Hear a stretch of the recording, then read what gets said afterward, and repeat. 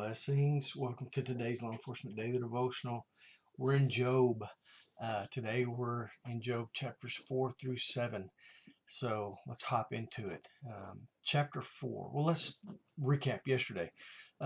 Job in chapter 3 gave his lament.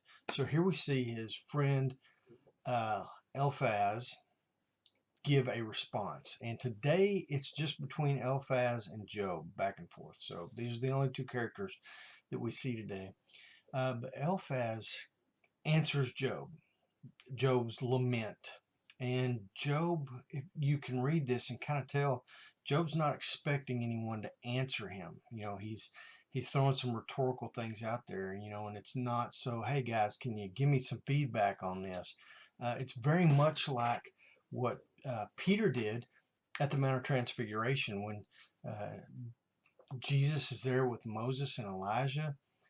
Peter feels like he's just got to say something. He's that guy that is always impatient and just blurts stuff out. And instead of being in awe and reverence of what's going on the Mount of Transfiguration, Peter says, hey, man, maybe I should set up some tents for you and Moses and Elijah.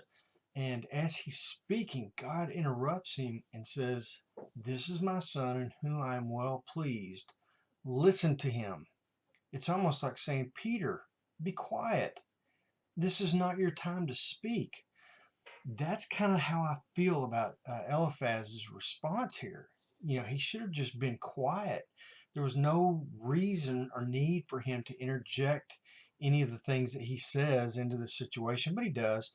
4:2, it says, it's never going to be a good conversation when someone starts off with, hey, I hope I don't offend you, but. So that's kind of what Eliphaz does here in chapter 4, verse 2. And then in verse 5, we go on and Eliphaz is listening to the things that Job says, but he doesn't seem to be taking it into the context of what Job is going through. I mean, he's just lost, 10 children?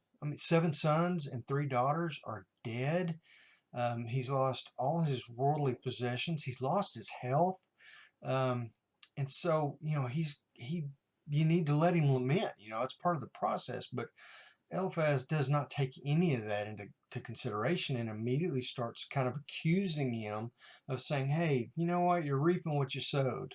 But there's no proof to that. So, and he actually says that here in a little bit later, which is kind of a good biblical principle. I think it's in verse 8. It is a biblical principle that we reap what we sow, but when there's no evidence of that, and he just kind of takes a shot in the dark, it's like he's slinging stuff at the wall and hoping something sticks. And he slings a bunch of stuff at the wall. At the very end of this, in chapter 4, verse 15, we see that Eliphaz kind of admits that this spirit visited him in the night. And it's a spirit that accuses Job. And he goes on to tell him in verses 17 through 21 what he spoke to Eliphaz and the accusations that Eliphaz is making. And one of the titles of Satan is the accuser.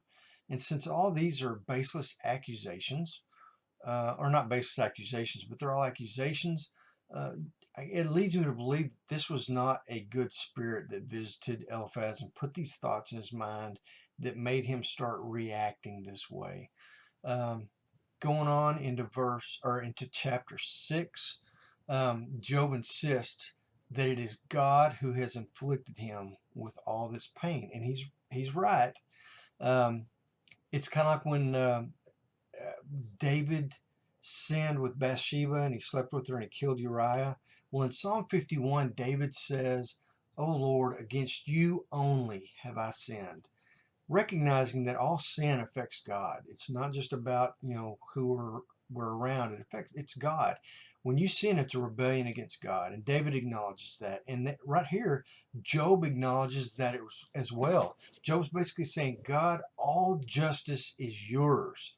And you're the only one that has the right to inflict punishment on us when we sin. So Job says, man, if I sinned, I'm being afflicted by God because it's God's justice that is the only true justice, which is a good lesson. And we've talked about that. It's good for us in law enforcement to know. Chapter 7, verse 7, Job reaches this moment of, I want to say, absolute helplessness. Because when you realize that the only person you can turn to for help is God, but yet you think it's God who has abandoned you and has crushed you and broken you, there's no one else to turn to. There's no appeal left. You're done. And so from this point on, Job, there's this helplessness, and he realizes, man, I'm finished. I just want to die in peace. And he kind of tells Eliphaz this as he goes on and finishes out chapter 7. But just a terrible, terrible situation that we see Job in. But we're going to see more of this back and forth, this conversation, as we get into Job chapter 8 through 11 tomorrow. So read ahead, come back, and let's see where this helplessness takes Job. Be safe.